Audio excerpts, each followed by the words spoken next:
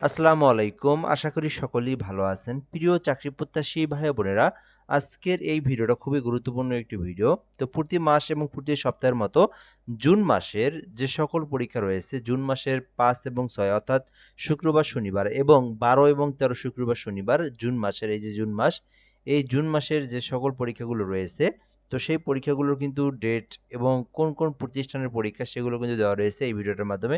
কোন পর্যায়ের পরীক্ষা সেটাও কিন্তু দেওয়া রয়েছে।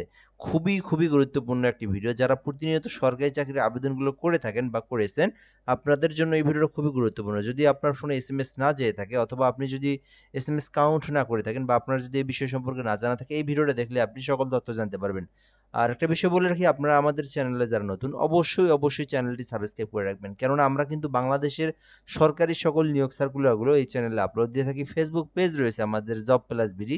এখান থেকে যারা ভিডিওটা দেখতেছেন পেজটি ফলো দিয়ে রাখবেন। কেননা সকল নিয়োগ সার্কুলার পাশাপাশি এইরকম তথ্যগুলো আপনি আমাদের মাধ্যমে প্রতি সপ্তাহে জেনে নিতে পারবেন। তো পরীক্ষা নোটিশ ৫, ৬, ১২ এবং ১৩ জুন ২০২৬।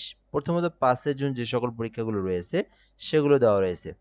প্রথমত দেওয়া রয়েছে সমন্বিত ব্যাংক, যেটা আর্থিক প্রতিষ্ঠান, সিনিয়র অফিসার জেনারেল পদে। এটা কিন্তু এখন আবার একটা নতুন নিয়োগ সার্কুলার প্রকাশ করা হয়েছে।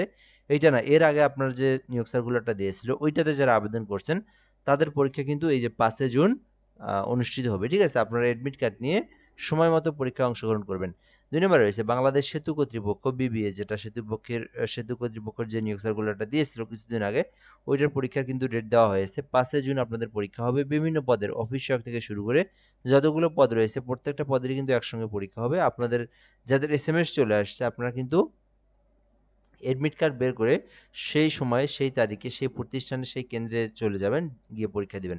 রাজশাহী কৃষি উন্নয়ন ব্যাংক, যারা আবেদন করছিলেন অ্যাসিস্ট্যান্ট সিস্টেম ইঞ্জিনিয়ারিংয়ে, যারা আবেদন করছেন তাদের পরীক্ষা রয়েছে ৫ জুন। আপনারা সঠিক সময়ে পরীক্ষায় অংশগ্রহণ করবেন।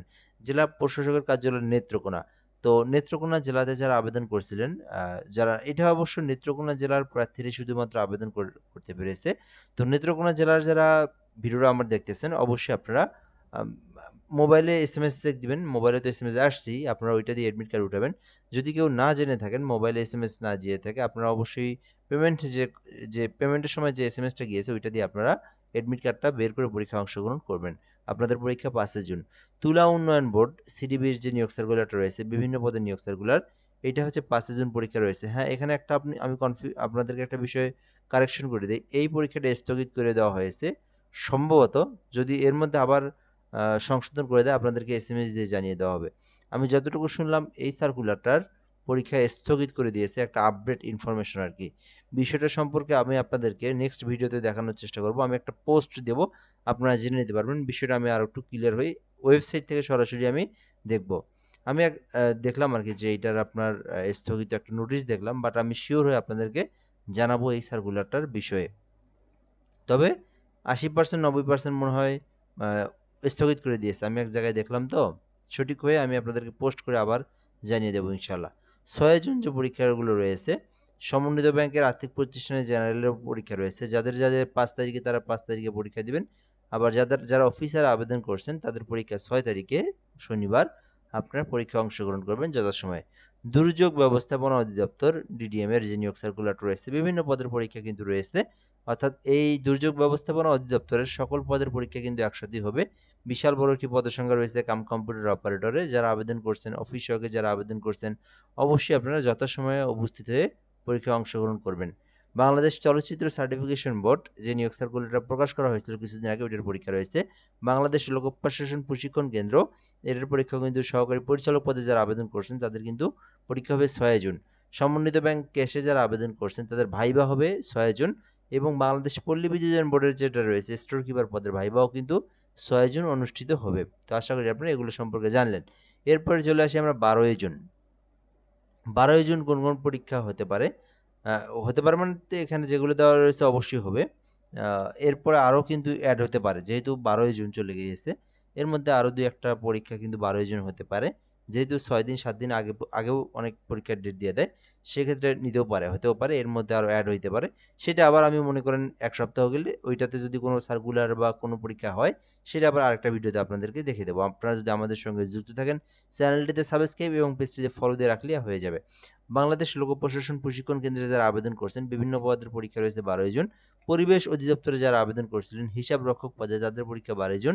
বাংলাদেশ বার কাউন্সিল এনরোলমেন্ট পরীক্ষা যাদের রয়েছে, অ্যাডভোকেটে যাদের, তাদের পরীক্ষা কিন্তু ১২ জন। সমন্বিত এবং ৬ যারা ক্যাশে আবেদন করছেন ভাইবার, তো তাদেরও কিন্তু পরীক্ষা রয়েছে ১২ জন। আচ্ছা, এরপর চলে আসি আমরা ১৩ জনের কি অবস্থা। বাংলাদেশ তাঁত বোর্ড এই পদে যারা আবেদন করছিলেন বিভিন্ন পদে, এই সার্কুলারে তাদের পরীক্ষা রয়েছে ১৩ জন।